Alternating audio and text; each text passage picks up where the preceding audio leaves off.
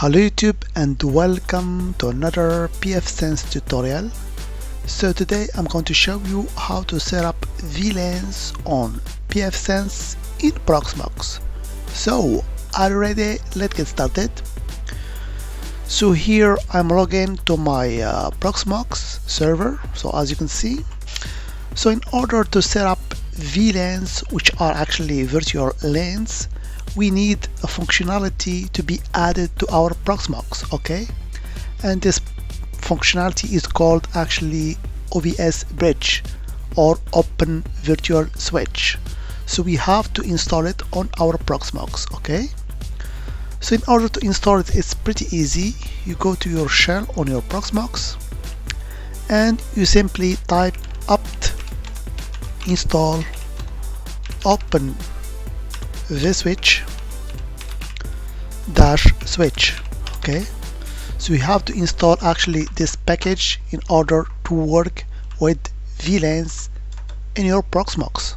Okay, so as you can see here, this package is already installed on my Proxmox. Okay, so what this package allows me, so as I told you before, it allows us to actually work with VLANs, but specifically it allows us to add what we call OVS bridge. Okay, so if I go to my network section here on my Proxmox, here you can see that I have many bridges, but most of the cases we are working what we call Linux bridge. So for example, this Linux bridge, which is the default one that comes with the Proxmox installation, is actually, as you can see here, attached to my network card. Here it's called EN01, okay, which is an Intel network card. Okay, so normally we work with this Linux bridge if we have a simple network that doesn't actually have the VLAN functionality. But as we are going to work with the VLANs, we need to work with this time what we call OVS bridges. Okay, so here you can see, for example, I have created a bridge, OVS bridge, as you can see. So it's called VMBR2. So remember this name because we'll be actually attaching it to a network card to our VM. Okay, so in order to create OVS bridge, it's pretty simple. You have just to click on this create button here and you choose OVS bridge. So for example, here I'm adding VMBR1 as a virtual bridge. So you hit create and you can see the virtual bridge has been created. Of course, you have to apply the changes for this to work. Okay, so I'm gonna work with this already created one called VMBR2. Okay, so this is the first step. So now I have actually this OVS bridge. So I can now go to my pfSense interface and actually set up VLAN. Okay, so here I will go to my pfSense. So I can log in with my credentials. Here we go. So here for the interfaces, you can see that I have already created a VLAN called VLAN 50. Okay, but now I'm gonna create another VLAN, for example VLAN 60. So I go to interfaces and assignment. Okay, and here we have different options. We have to go to the VLANs, as you can see here, VLAN tab, and I will add my VLAN. So I will add VLAN. Okay, so here you have to choose actually as a parent interface the interface related to the OVS bridge that you have created. Okay, so for me it's EM1 because EM0 is actually attached to my local area network. So the remaining one is EM1, so I have to choose it, and here I have to add the VLAN tag. So I will just choose, for example, 60. So for example, here you can enter whatever VLAN tag you want to use. You can use 10, 11 or whatever you want, but here I'm gonna actually just choose VLAN tag 60. Okay, So actually you have to enter it, not to choose it, but me, because I already done that, it offers me here the auto completion for the 60 number. Okay, so I'm gonna save that. So now you can see that I have added the VLAN 60 to my VLANs interfaces. Okay, so after that you go to interface assignment, and you can see that another interface is available here for the available network ports. So if you expand the list, you can see that now I have VLAN 60 added. So you choose it and you add it. Okay, so now here you can see an interface called OPT3 that has been added. Okay, so I can just enter on it. I can here enable it, so because you have to enable it actually, so I will check this box, enable interface, and you give it a description. For example, let's call it VLAN 60. Okay, and for the IPv4 configuration type, I will choose static IP address, but here you have to enter a static IP address, and this IP address will be the gateway for the virtual machine that you will create in order to link it with this VLAN. Okay, and here you enter any subnet mask you want. So for example, me, I will choose 192.168.160.1. so this is the gateway for the machine on the VLAN 60 that will be creating. Okay, and here you don't have to forget actually the subnet mask, which is 24 in this case, and of course the gateway will be empty. So remember here, the gateway for the machines that are on the VLAN 60 will have actually as an IP address 192.168.60.1. Okay, and we have to validate that with the save. Here we go, and apply changes. Here we go. So now we have created an interface. So if we go back to assignment, you can see that I have now an interface called VLAN 60, and of course it has an IP address 192.168.60.1. Okay, so the next step is to create actually a DHCP server for this network interface. So whenever we attached a machine to this VLAN 60, it will get an IP address, and for that it's pretty simple. We go actually to services and DHCP server. Okay, and you can see that actually our interface has been added here. So we choose it, VLAN 60, and we enable DHCP server on VLAN 60 interface. So we have to check this box here, and of course here we have to enter a range. So let's choose a range. So for example, I will choose 192.168.60. so for example, I can go from 100 to 200. So you can choose whatever range you want, but make sure they have the same network actually mask. Okay, and I will leave the defaults, so I can add a DNS server if I want, but me, I will just hit save in order to create the DHCP server related to VLAN 60 interface, and let me apply the changes. Okay, so now we are done with our VLANs. Okay, and here of course if you go to your dashboard, you can see here the VLAN 60 has been added, and you can see clearly the gateway address that will be used by the machine related to this VLAN 60, which is in this case 192.168.60.1. Okay, so now let's test that. So for that we will be actually creating a machine or virtual actually LXC virtual machine on Proxmox and attach it to this VLAN 60. So for that I will go to my Proxmox, and you can see that I have already created a LXC container here, this one, but is off now.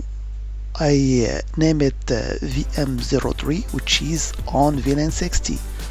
But the most important thing here is that we have to go our network here, and I have to add a network, and this network is actually attached to the bridge, the OVS bridge. So remember, here we have a list of bridges, but we have attached to the OVS bridge because, as I told you, OVS bridges has the functionality of supporting VLANs. Okay, and of course do not forget to add also the VLAN tag, which is in this case number 60.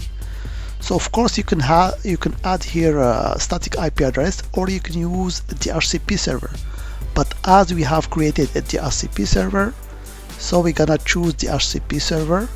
So in order to test if our DHCP server is working on this interface. Okay, so here remember the most important thing is to link this network interface to the OVS bridge, and I will hit OK.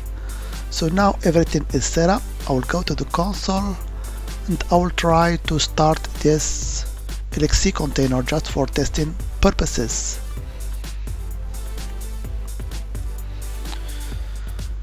So now our LXC container is starting, hopefully. So we enter our credentials. Here we go. If we do an APA, so you can see indeed it gets an IP address from the range that we have assigned. So here you can see the IP address of this LXC container is 192.168.60.100. okay, so then now everything is working like a charm. Okay, so the next thing here is to test if we can ping this virtual machine which has an IP address .100 from our lane. Okay, so if I fire up a command prompt from a machine on my lane network, so for example this one here, and I will try to ping this LXC container which has an IP address 60.100. you can see I can ping it. But why? Simply because if you return back to your pfSense router, you go to firewalls, you go to rules, you can see here for the LAN network, because of this rule here, any machine on the LAN subnet can actually have access to any other network. Okay, so this rule allows us to ping a machine on VLAN 60. But let's see the opposite. So for example, if I return back to my LXC container and try to ping a machine on my LAN, for example the one that I used to ping this LXC container, which has IP address of .1.50, it cannot ping it. Why? Because of firewall rules. So if I return back to my pfSense, if I go here to VLAN 60, you can see that I have no rules to permit traffic from the VLAN 60 to any other network. Okay, so let's for example allow pings from this network here, VLAN 60, to my LAN network. So simply I will add a rule here. So the action is pass, the interface is VLAN 60, address family IPv4. So I want to allow pings, which is the protocol ECMP, and here the source, of course, that will be VLAN 60 subnet, and here I want to go to my LAN subnet. Here we go, I will choose it. So this rule allows me to ping. So here I will add as a rule allow, for example, VLAN 60 to ping LAN network. So remember, before the ping is not working, so let's apply this rule. Let's save it first apply the changes and see what we get. As you can see, very quick, now I can ping any machine on VLAN 60. Okay, so this is the beauty of using firewall rules. Okay, but let's say that I want this machine to reach the internet. So for example, this machine on VLAN 60, it cannot ping the Google DNS, so it has no reachability on the outside. So we can solve that. Okay, so if you want, for example, to put this machine as DMZ machine, so you want it to access the internet, you have to add a rule. Okay, so simply I will add another rule, pass VLAN 60 on interface. Here I will allow any protocol in this case. Okay, and the source will be, of course, VLAN 60 subnet, and the destination will be any in this case. Okay, so this rule will allows the any machine on VLAN 60 to reach actually the outside. And I will hit apply, and let's return back, and you can see now simply the machine can actually go to the outside. But normally we don't want the VLANs, or actually the machine on this VLAN, to reach our LAN network. We want it, for example, here we allow it to ping it, but we don't want to allow it to reach it, because I want the VLAN to be separated from our LAN. So simply we add another rule. Let's add it. So before that, so here you can see that I can ping the inside in the machine inside. So let's actually block that. So I will just modify this rule here, the second rule here.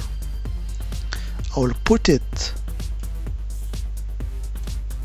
as the primary rule, because here the order matters.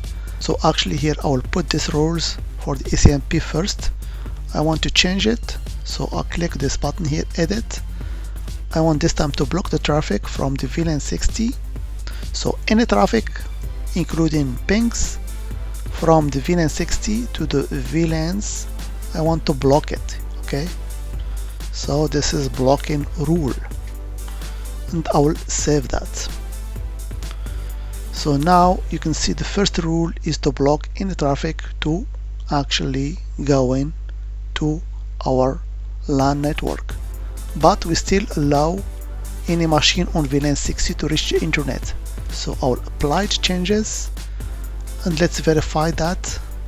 So now I cannot ping any machine on the inside LAN, but I'll still have reachability on the internet. Okay, so you can play with these rules as you want here in order to make changes for if you want any machine on the VLAN 60 to reach the internet or not. Okay, and of course here you can see on the dashboard the traffic related to your VLAN.